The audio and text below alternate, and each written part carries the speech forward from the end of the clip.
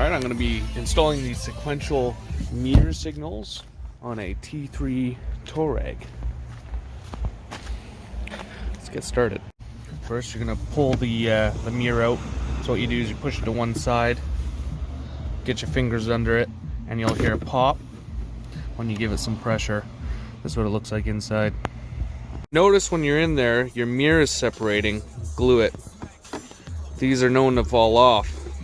Next, you'll want to pull the wires. These ones here just pull right out. And then this one here, you can actually push the two tabs on the sides. This will actually, plug will come up off the unit itself. So you push there,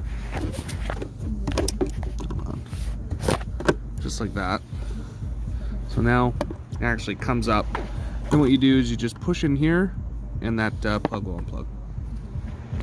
Alright, next you're going to have some T10 Torx, one there and one there.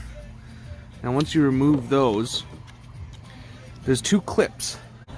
One right there and one right there. So what you want to do is put inner pressure on those two there, and that will come off. Next we'll have another T10 there, a T10 here, and a T10 here. Once you do that, the cap will come off. There are 3 T10s here for the signal. Plugs are the same. They'll sit right in there. And there we have it. Now, it is missing the light that's usually on the inside of here. If they made that plastic piece see-through, it would have come right through. It would have been best. Unfortunately, they didn't. Right side has the sequential, left side has the stock, as you see here.